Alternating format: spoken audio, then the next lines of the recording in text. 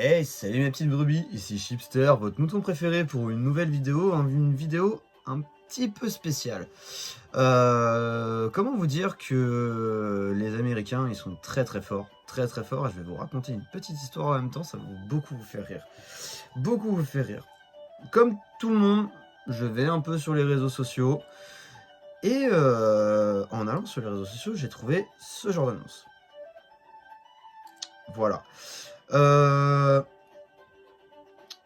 Un petit deck à commander, tout ça, avec un petit pourcentage réduit, peut-être parce qu'ils en avaient un peu trop, peut-être parce que l'extension s'essouffle, on ne sait pas.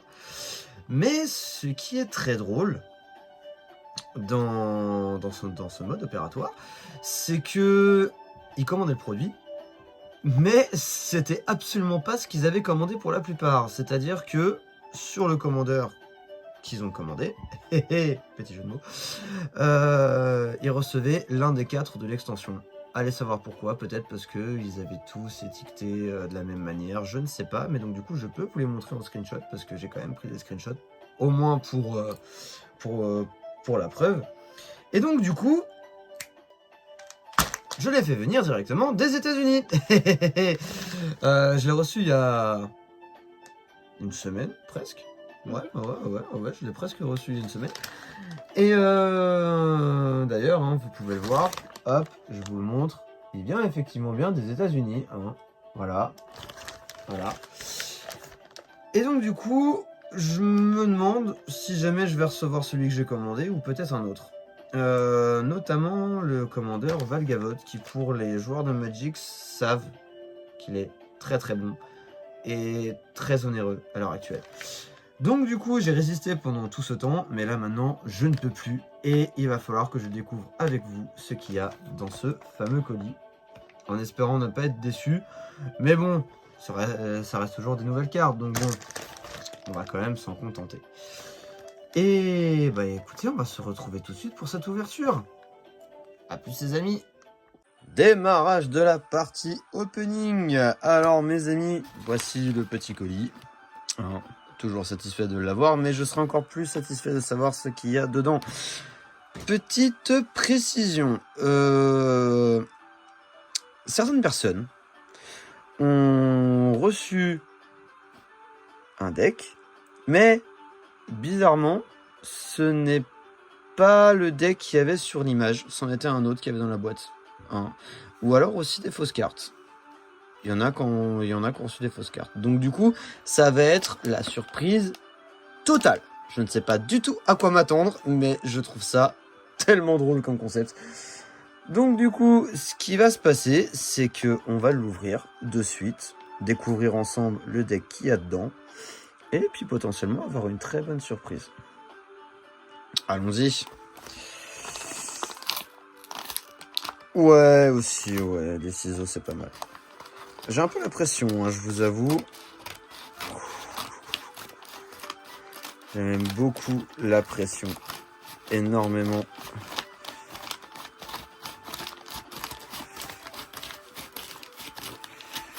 Alors, est-ce que ce colis des États-Unis va me porter chance ou pas du tout? Enfin, de toute façon, dans tous les cas, comme je dis... Oh, je crois que... Ah oui, effectivement. Bon, bah du coup, ça va être Zimon que j'ai reçu, le jumpscare, donc ce que j'ai commandé. Mais bon, comme je dis encore, ça reste des nouvelles cartes. Et néanmoins, ça reste quand même un deck assez intéressant parce qu'il se joue avec des cartes face cachée. Donc voilà. Je suis pas déçu, par contre la boîte est légèrement défoncée, hein, quand même. Elle n'est pas en très bon état. Mais j'imagine que ça doit être le voyage. Mais bon, dans tous les cas, on va découvrir ensemble quand même ce qu'il y a dedans. Hein. Bon, je trouve ça peut-être un petit peu dommage, mais bon. Ça reste toujours un deck en plus, de nouvelles cartes. Alors découvrons ce qu'il y a dedans. Et si jamais je ne me trompe pas, comme à chaque commandeur, hop, wow, il y a normalement un échantillon de booster collector, en principe. J'espère que je ne me trompe pas. Là, il y a une petite enveloppe. Ok, étonnant. Étonnant. Hop. Là, on a... Hop. Alors, on va essayer de faire ça dans l'ordre. Tac. On va mettre ça là pour le moment. L'échantillon de booster collector, qui est quand même relativement intéressant. On a la petite boîte du commandeur en question. Hop. Hop, on va éviter de défoncer la boîte, ce serait pas mal. Hop. Tac. Hop. Voilà. Donc on part sur un deck bleu-vert qui se joue avec des cartes face cachée, qui est pas mal. Par contre, avant de découvrir ce qu'il y a dans cette boîte, alors par contre je sais pas du tout ce que c'est ce truc-là. Ouais, certainement dans le probablement. Tac, nous avons le petit livret. Hop. Ouais, il en jette quand même. Alors voilà, je ne vais pas lire ce qu'il y a dessus parce que bon, l'anglais et moi ça fait deux. Je comprends l'anglais de Magic, mais après voilà, ça en reste là pour le moment. Tac. Et ça, nous l'ouvrirons à la fin. J'ai hâte de découvrir ce qu'il y a dedans. Alors, on va commencer par... Oh! Qu'est-ce que c'est donc cette chinoiserie? Ok. Je vois que ma caméraman est complètement abasourdi par ces cartes-là. Donc, qu'est-ce que ça fait? Je sais pas, on dirait un schéma. Ok.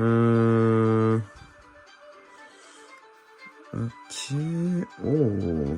En tout cas, nous avons des illustrations quand même assez incroyables, on va pas se mentir.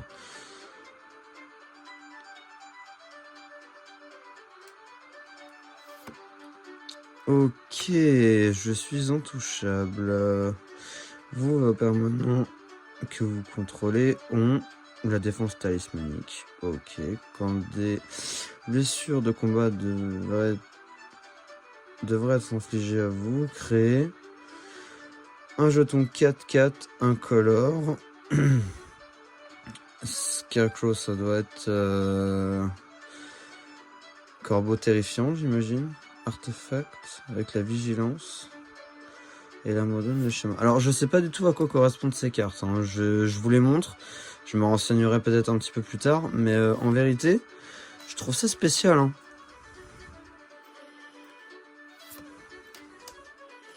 Oh, c'est assez incroyable. Je trouve ça fou. Oh, elle est magnifique celle-là. Ok, d'accord. Bon. Donc, on va les remettre dans l'enveloppe. Hop. Et on s'en occupera après. Là, pour le moment, la question est de savoir ce qu'il y a à découvrir dans ce deck. Alors, ce deck se joue avec Zimon. Hop, une mage de cette extension. Alors déjà, je trouve la carte magnifique. Qui a le touche-terre. Alors, quand un terrain arrive sous votre contrôle, manifestez l'effroi. Si c'est la première fois que cette capacité est résolue ce tour. Autrement, vous pouvez retourner un permanent que vous avez face cachée. Ok, donc manifester l'effroi, en fait, de mémoire, vous prenez les deux cartes du dessus de votre bibliothèque, vous les regardez, vous en mettez une face cachée qui est... Alors, une face cachée sur le champ de bataille, qui est une 2/2, et vous pouvez la retourner pour son coup de mana à tout moment. Voilà. Par contre, la carte est quand même magnifique. Hein. Alors là, pour le coup, franchement... Oh, clan... Mémoire corrompue. Donc... Ok, aussi longtemps que Khan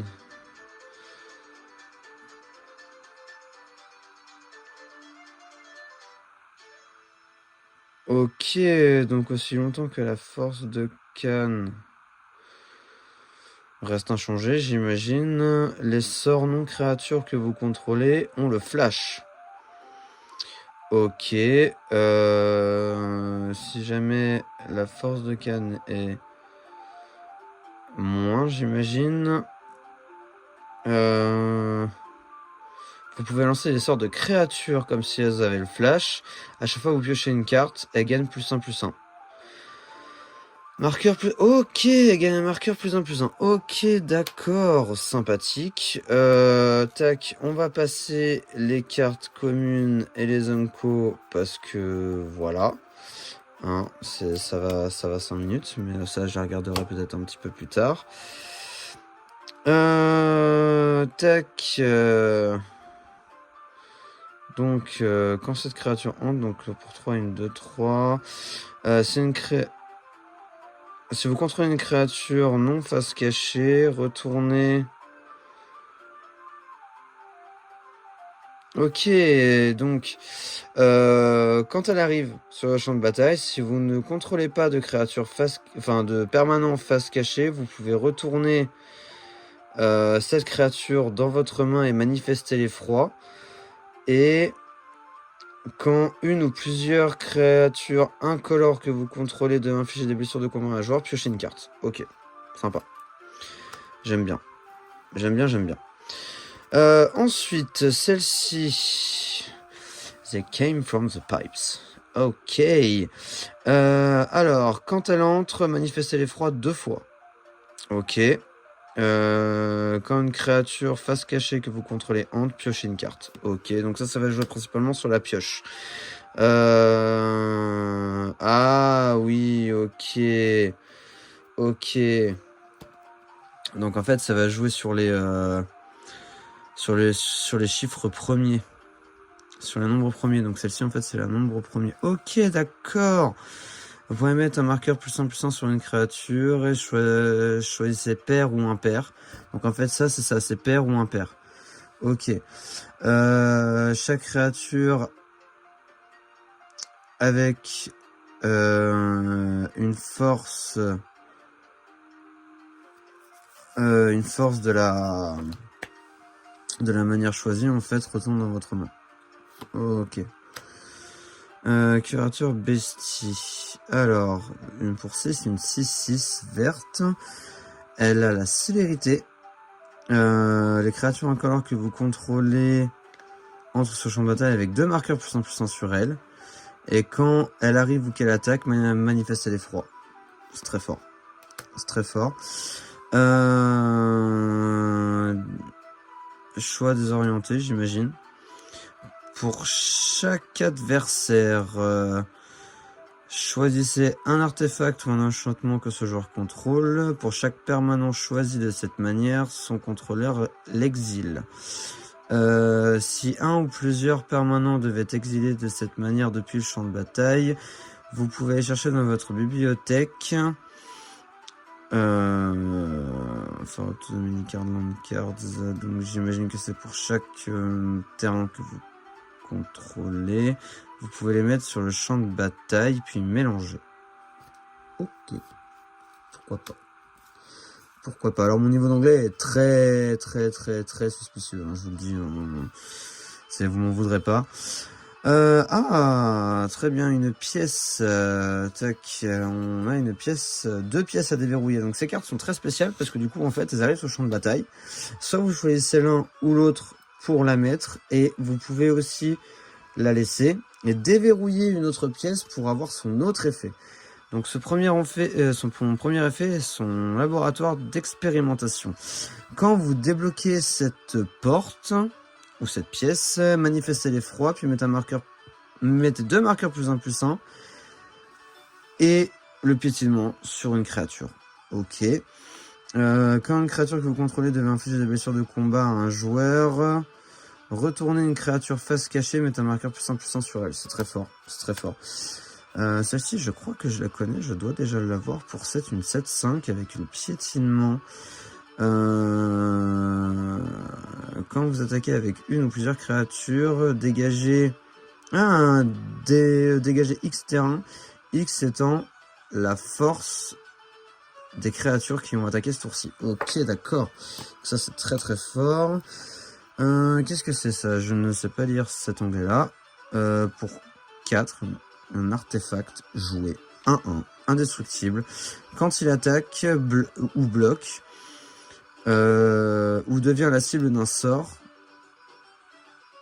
Ok. Il inflige autant de dégâts à l'adversaire. Et la monstruosité 5.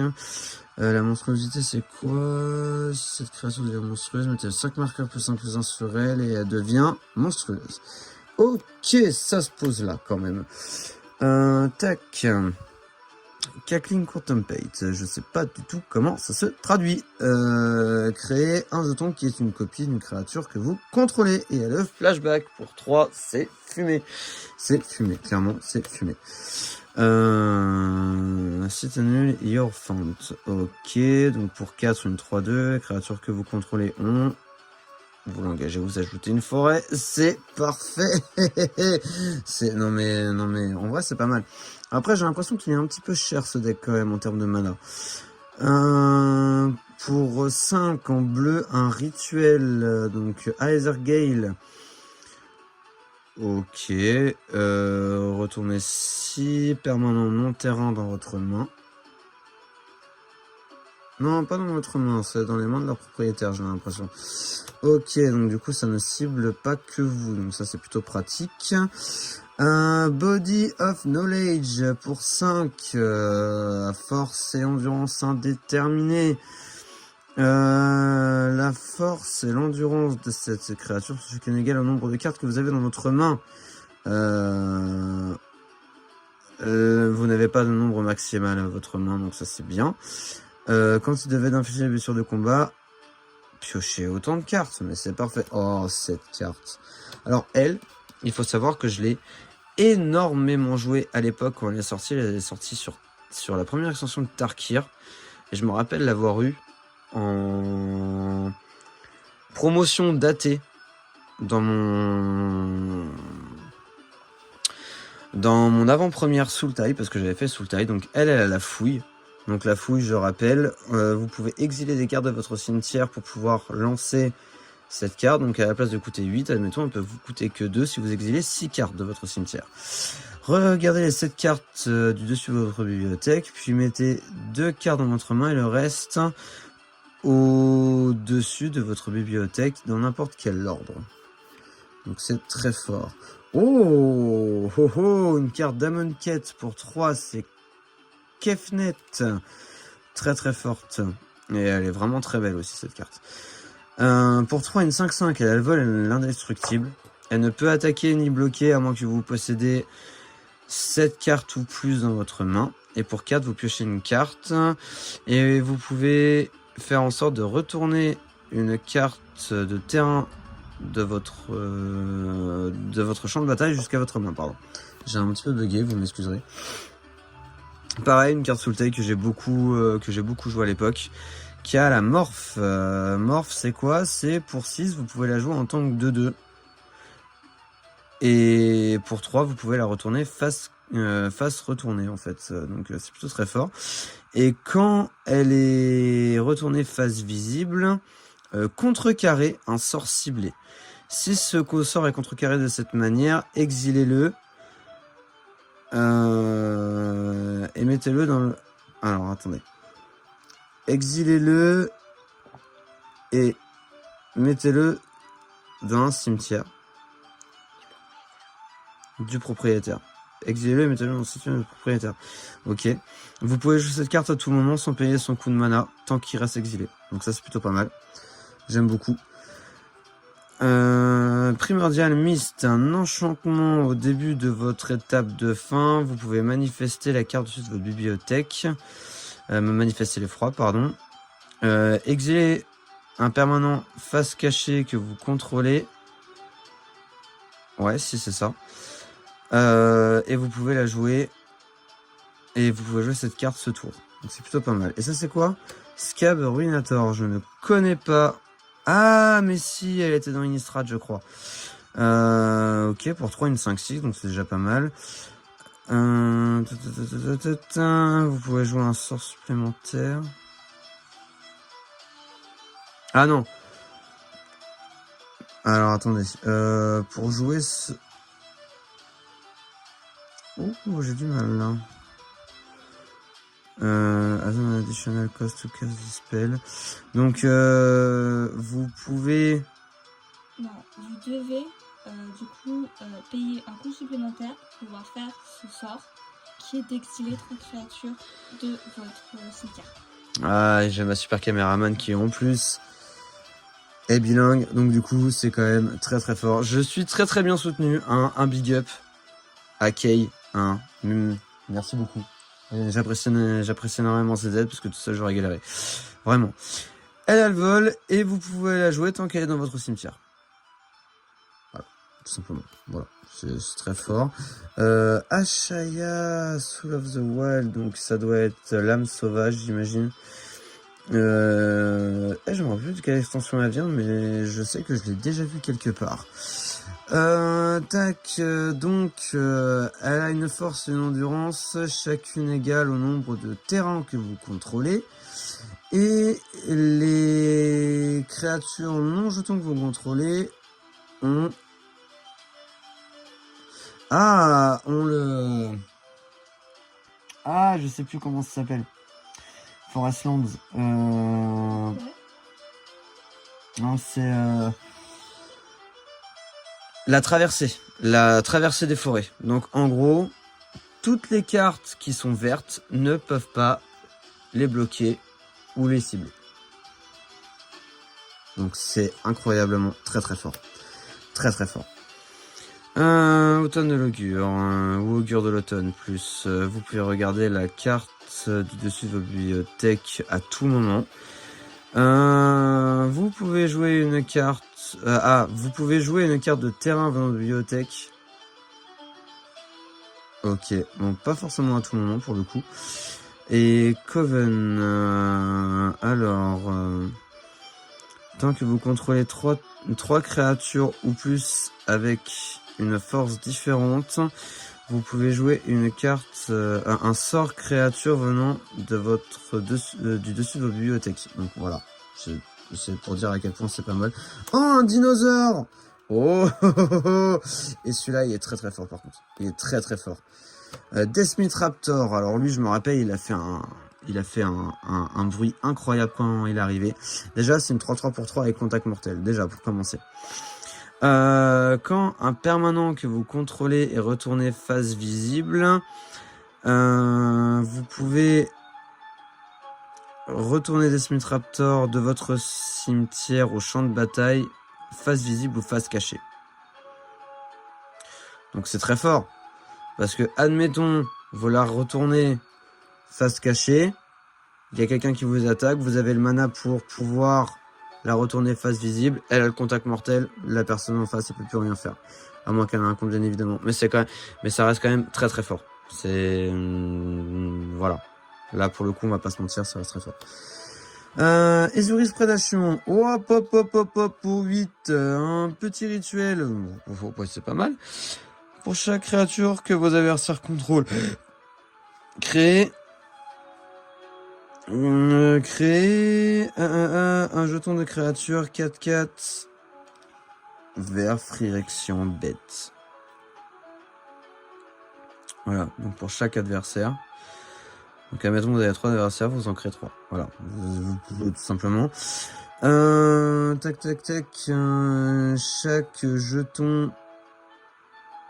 Wow. Ah ouais. Alors, chaque jeton inflige un nombre de blessures égal à sa force à des créatures différentes.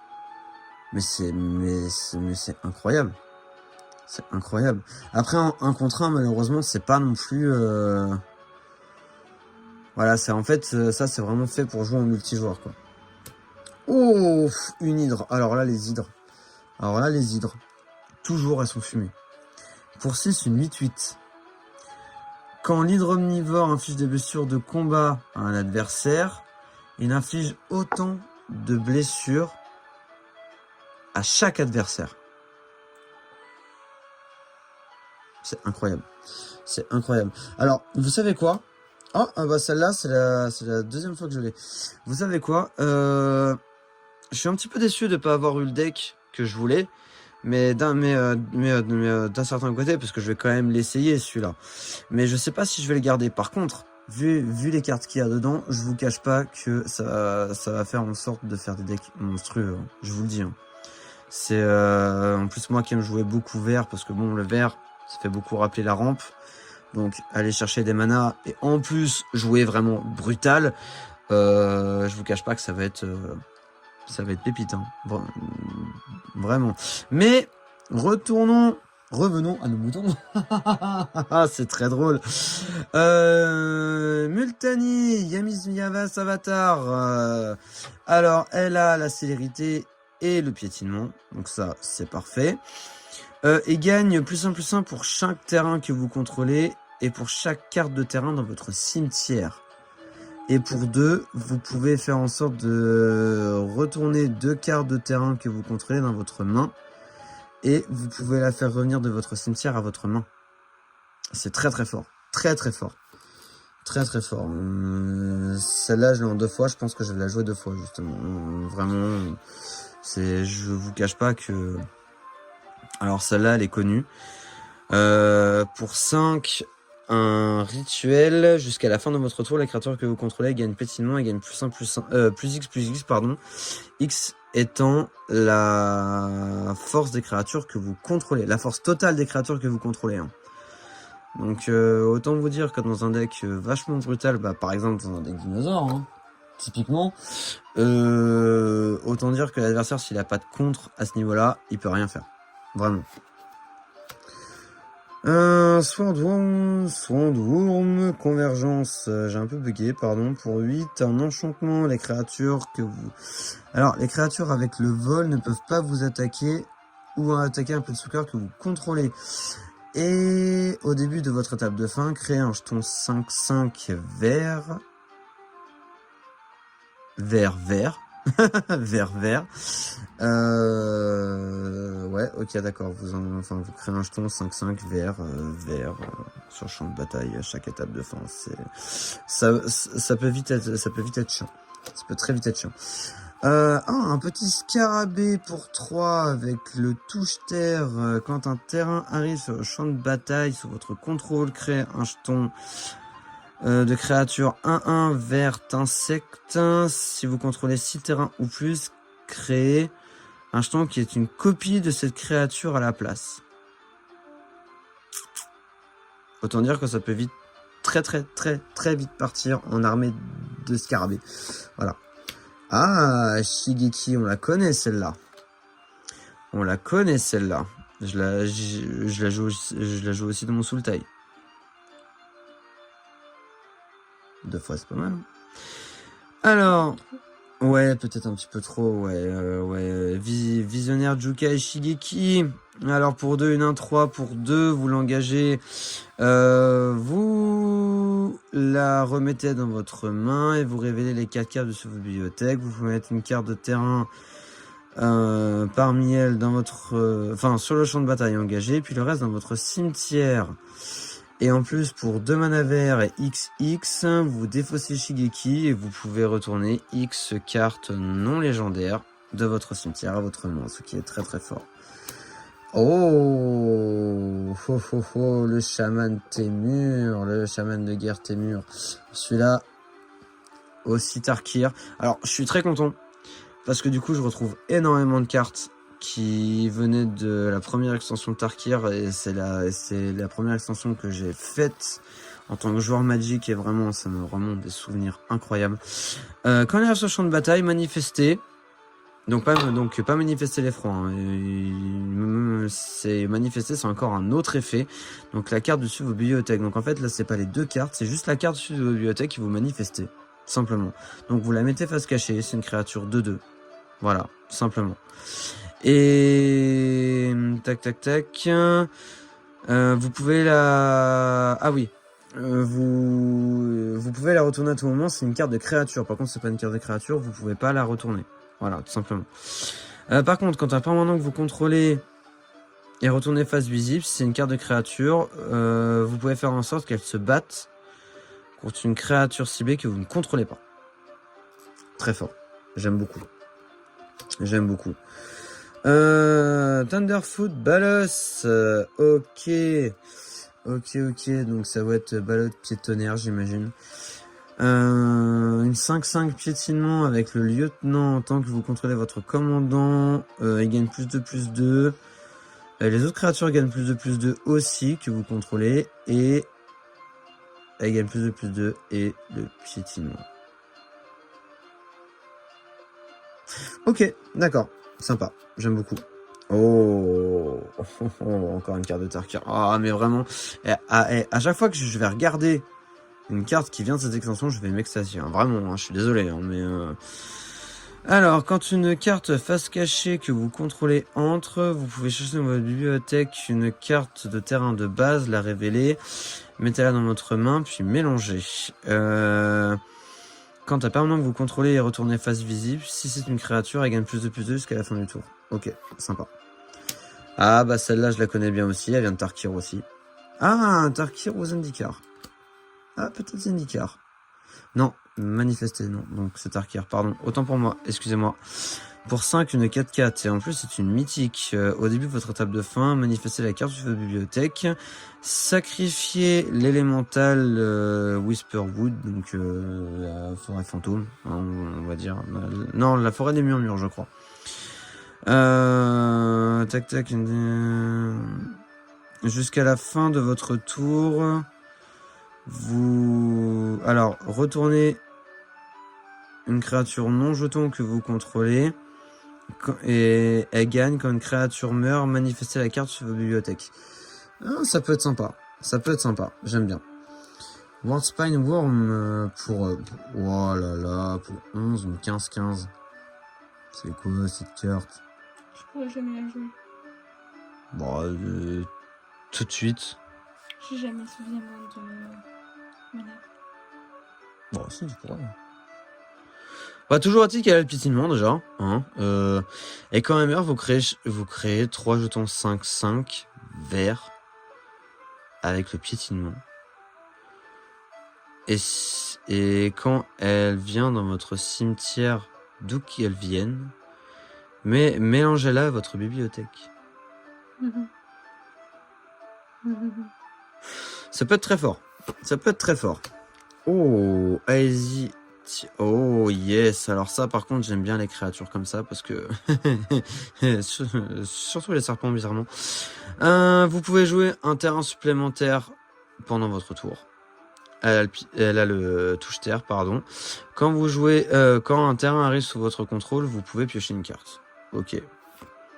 Oh, Arix Messis, Slumbering Isle. Ok, donc c'est un Kraken. Il entre avec 5 marqueurs. Ah, Slumber, je sais pas ce que c'est. Tout au long qu'il a des marqueurs sur lui, c'est un terrain. Donc ce n'est pas une créature. Et quand vous lancez un sort, vous... Ah oui, d'accord, c'est vous pouvez retirer un marqueur. Donc en fait, il arrive avec 5 marqueurs sur lui qui font en sorte que ce soit un terrain le temps qu'il a des marqueurs. Et quand par contre il en a plus, en jouant un sort, à chaque fois que vous jouez un sort, en fait, il retire un marqueur. Donc du coup, vous jouez 5 sorts. Et ça devient une créature. Et en plus, vous pouvez ajouter une combinaison de mana quand vous l'engagez. Pour 4, une 12-12, c'est pratique. C'est très très fort. Biomass Mutation. Ok, donc soit vert, soit bleu. Et X. Les créatures que vous contrôlez ont une force et une endurance de base XX jusqu'à la fin du tour. Ok. Ça se pose là. Y a pas à chier les pâquerettes. Hein. Alors, Oversimplify pour 5. Je la trouve magnifique cette carte. Exiler toutes les créatures. Chaque joueur crée un jeton 0/0 bleu et vert fractal. émet un nombre de marqueurs +1/+1 sur lui égal à la force totale des créatures qui ont été exilées ce tour-ci. Ok. Ah, ça peut être à double tranchant cette carte. Hein. Ça peut être à double tranchant, c'est pas mal. Oh, Rashmi, ça c'est pas mal ça. Pour 4, 1, 2, 3. Ah, tu connais pas ça. Ça c'est pas mal. Alors, à chaque fois que vous jouez votre premier soir, chaque tour, révélez la carte dessus de vos bibliothèques. Vous pouvez la jouer sans payer son coup de mana, sans payer son coup de mana, pardon, si c'est un sort, avec une valeur de mana plus faible. Si ce n'est pas le cas, vous la mettez dans votre main, simplement. Donc ça peut être un très bon accélérateur. Très très bon accélérateur. Scroll of Fate, un artefact pour 3, manifestez une carte de votre main. Vous l'engagez, c'est très fort. Et donc du coup là on va passer sur les terrains. Donc j'imagine que là c'est que les terrains. Voilà, c'est là on a fait le tour des cartes qui sont pas mal du tout. En termes de rares, tout ça. Vraiment... Ouais, ok. Il y a moyen de faire des choses. Il y a moyen de faire des choses très sympas. Surtout que c'est une mécanique qu'on retrouve plus, en vérité. Hein. Les cartes face cachée, tout ça, machin, c'est des mécaniques qu'on ne retrouve plus. Donc voilà, moi je trouve ça très intéressant. Et alors, encore une fois, je suis assez déçu dans le sens où j'aurais aimé avoir un Valgavoth, mais je me demande si ce deck-là, il vaut pas le détour quand même. Vraiment, j'essaierai de le jouer comme ça. Je verrai ce que ça donne. Et peut-être pas avec cette carte-là, mais plus avec cette carte-là. Elle m'inspire un petit peu plus, cette carte. Hein, je rappelle... Alors, donc du coup, on va la refaire. Pour 4, 1, 2, 2. Tant que sa force est paire, vous pouvez jouer une carte, enfin un sort non créature comme si elle avait le flash. Si au contraire sa force est impaire, vous pouvez jouer les cartes de créature, les sorts de créature comme si elles avaient le flash. En vérité, ça peut changer une game. Hein. Selon comment c'est joué, ça peut changer une game. Donc voilà. Moi je pense que je serais plus parti sur celle-là en vérité. Elle m'inspire un petit peu plus en termes de jeu. Alors maintenant, parce que là maintenant la grande question ça va être qu'est-ce qu'il va y avoir dans cet échantillon? Qu'est-ce qu'il va y avoir là-dedans? Moi c'est ça la question que je me pose. Vraiment. Et j'espère. 2. Oui, c'est des cartes. Bravo. Oh. Est-ce que ce serait pas... Si, c'est ce côté-là qui s'ouvre le mieux. Donc on va terminer cette vidéo, les amis, par ça, justement. Tac.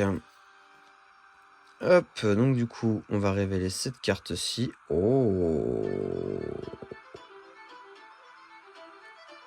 Une petite mythique. C'est sympa. Ça, c'est très sympa. Alors, qu'est-ce qui est fait? La menace, elle a la célérité. C'est un... Alors, Scarecrow. Ok, c'est un épouvantail. Ok. C'est bon, je me rappelle. Je me rappelle. Alors... Quand il entre sur le champ de bataille... Et à chaque fois que vous jouez une carte... Avec... Ah oui, ok d'accord. À chaque fois que vous jouez une carte avec un ou plusieurs types, chaque joueur crée engager un jeton de créature 2/2 noir corbeau. Enfin, oiseau plutôt. Avec le vol. Et par contre, ce jeton a Godhead. Godhead, je vois pas ce que c'est. Faudrait que je me renseigne. Mais en tout cas, j'aime beaucoup cette carte. Voilà, ça peut être potentiellement un commandant, parce que voilà, j'aime beaucoup. Et ça, c'est quoi? Ok. Ça, je me demande si j'ai pas déjà... Pour 3, une 3-2 menace. Pour 2, sacrifier une autre créature ou un enchantement. Mettez un marqueur +1/+1 sur celle-là. Ok. Et au début de votre étape de fin, si vous avez sacrifié un ou plusieurs permanences ce tour, il inflige autant de blessures à n'importe quelle cible. Je peux pas être déçu par ce que j'ai eu. Hein. Déjà, je m'attendais pas à avoir une mythique. Très clairement, j'aime beaucoup. Alors, encore une fois, je pourrais être déçu, mais je ne le suis pas.